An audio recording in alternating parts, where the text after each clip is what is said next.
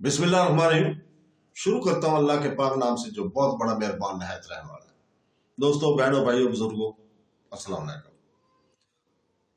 तारीख़ इस्लाम सुल्तान महमूद गजनवी किस्त नंबर, और इसमें हम बयान करेंगे अब्दुल्ला करातगीन का अपनी बीवी मरहुमा की कब्र पर जाना।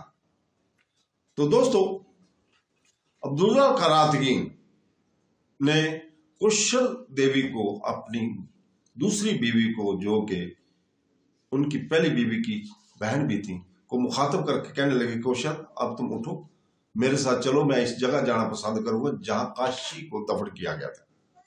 अब्दुल्ला के इन अल्फाज पर कुशल वो उदास और सुरदा हो गई थी, लेकिन उठ खड़ी हुई। सुरंदी और चंद बार भी उठ खड़े हुए थे। सुरंदी ने पहले खरजीन को लकड़ी के संदूक पर रखकर इसे कुफल लगा दिया था। फिर चारों रंग महल के बास इस कैसर से निकल दरिया रावी का रुख कर रहे थे। दरिया रावी पर बड़े किश्तियों के पुल को अबूर करके के बाद कौशल रावी के किनारे के करीब ही एक बड़े दरख्त के पास रुक गई। वहां एक खासा बड़ा पत्थर रखा हुआ था। इस पत्थर की तरफ इशारा करते हुए दुख भरे अंदाज और रोती हुई आवाज में कौशल बोल उठी, यही मेरी बहन कोशी का दफन किया गया था। अब्दुल्ला करातगीन कब्र के पास खड़ा हो गया, जबकि कौशल इसके पीछे खड़ी हुई थी। दोनों मियाँ भी दुआ मांगते रहे और इतने में कौशल चौंक पड़ी। अचानक इसकी ने देखा कि अब्दुल्ला करातगीन की आंखों से आंसुओं के दामन गिर रहे हैं। ये सूरत हाल यकीन कौशल के लिए नाकाबिल बर्दाश्त। तड़प कर वो पहलू में आई। इसने देखा अब्दुल्ला करातगीन होंठ काट रहा था और आंखें आंसुओं से भरी हुई थी, और आंखों से टप टप आंसू इसके दामन पर गिर रहे थे। अब अब्दुल्ला करातगीन की ये हालत देखते हुए कौशल और कट कर रह गई, और पहले ये रो रही थी। अब इसने अपना सर अब्दुल्ला करातगीन के शाने पर रखकर जारो जार रोना शुरू कर दिया। कुछ देर ऐसे ही समारा। आखिर अब्दुल्ला करातगीन संभला, कौशल को संभाला। करीब खड़े चंदवार और सुरंदी भी रो रहे थे। फिर अब्दुल्ला करातगीन ने कुछ सोचा। पीछे हटकर इसने चंदवार से कहा। इस पर चंदवार पीछे हटा और वहां से चला गया था। अब्दुल्ला करातगीन कब्र के करीब जो घास थी, इस पर बैठा हुआ था। सुरंदी और कौशल भी वहां बैठ गई थी। कुछ देर बाद अब्दुल्ला करातगीन की कुछ लश्करी वहां पहुंच गए। वो खुदाई का सामान उठाए हुए थे। चुनाचे अब्दुल्ला करातगीन के कहने पर उन्होंने वहां कब्र बढ़ा दी और कब्र के सहारे एक पत्थर रख दिया गया था। इसके बाद अब्दुल्ला करातगीन, कौशल, सुरंदी सबको लेकर दरिया रावी का किश्तियों का पुल अबूर करके शहर का रुख कर रहे थे। अब्दुल्ला और कौशल दोनों मियाँ बीवी जब कैसर में दाखिल हुए, तब एक लश्करी तेज तेज कदम उठाता हुआ अब्दुल्ला करातगीन के पास आया और इससे मुखातब कर कहने लगा, आपका अमीर अय्याज ने बुलाया है। इस पर अब्दुल्ला करातगीन कौशल की तरफ देखते हुए कहने लगा, कौशल तुम अपने ख्वाब की तरफ चलो, मैं अभी आता हूँ। चुनाचे कौशल, सुरंदी और चंदवार इधर हो लिए थे। अब्दुल्ला करातगीन इसी लश्करी के साथ हो लिया। कैसर के कमरे में दाखिल हुआ। वहां इस वक्त अय्याज बिन इसहाक अकेला बैठा हुआ था। अब्दुल्ला करातगीन जब इस कमरे में दाखिल हुआ, अय्याज ने उठकर मुस्कुराते हुए इसका इस्तेमाल किया। फिर इसका बाजू पकड़कर अपने करीब बिठाया और कहने लगा, अब्दुल्ला करातगीन, मेरे अजीज भाई, अब मेरे लिए तो सुल्तान का हुक्म यह है कि मैं इन सरजमीनों के आमल की वजह से शहर ही में क्याम करूंगा, जबकि तुम्हें भी सुल्तान बता चुके हैं कि तुम पहले की तरह लश्कर में शामिल रहोगे। लेकिन आने वाले दौर में जो लश्कर लाहौर शहर में इसके इर्द गिर्द के इलाकों के हिफाजत के लिए छोड़ा जाएगा, इसके सलारे आला तुम होगे। मेरे भाई, ये इमारत बहुत बड़ी है, इसका थोड़ा सा हिस्सा मुझे दे जा, बाकी कि तुम अपने इस्तेमाल में रखना। इस पर अब्दुल्ला करातगीन मुस्कुरा दिया, कहने लगा, अमीर याज, आप कैसी बातें करते हैं? मैं बड़ा बेजरूरत सा इंसान हूं।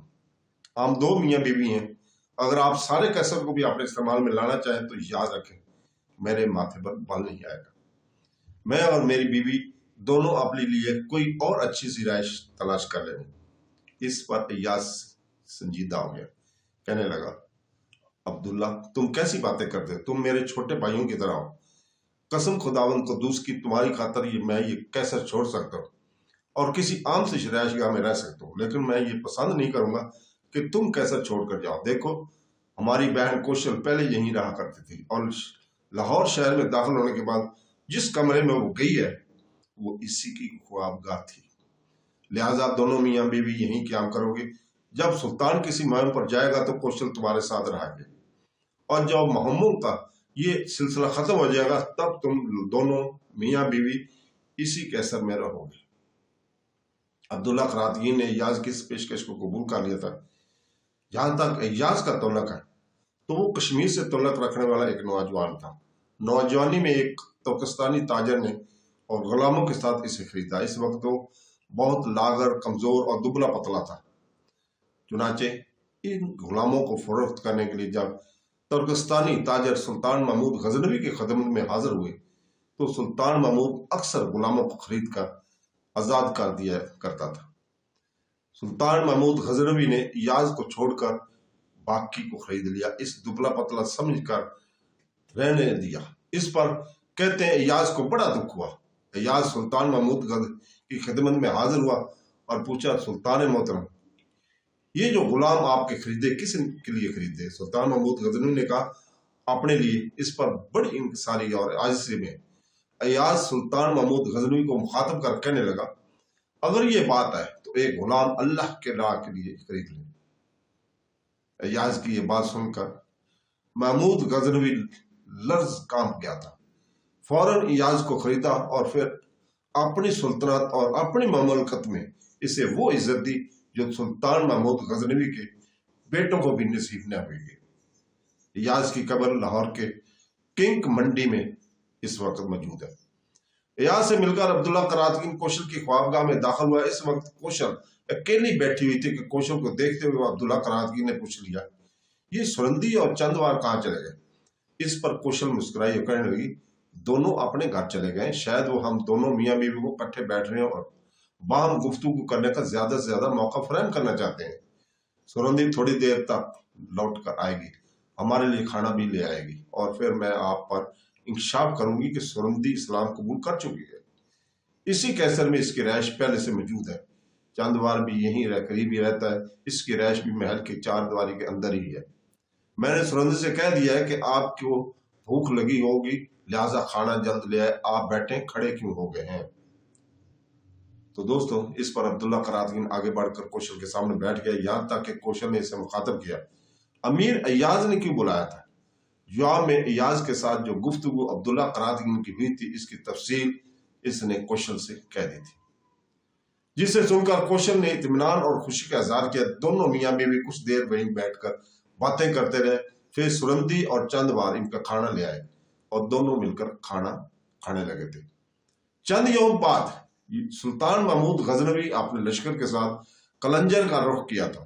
عبداللہ قراتگین کے ساتھ کوشل بھی ان کے ساتھ گئی تھی۔ تو دوستو، اس کے ساتھ ہی ہم آپ سے اجازت چاہتے ہیں، کل تک کے لیے انشاءاللہ تعالی کل آپ کے سامنے دوبارہ حاضر ہوں گے نئی قسط کے ساتھ۔ اللہ حافظ۔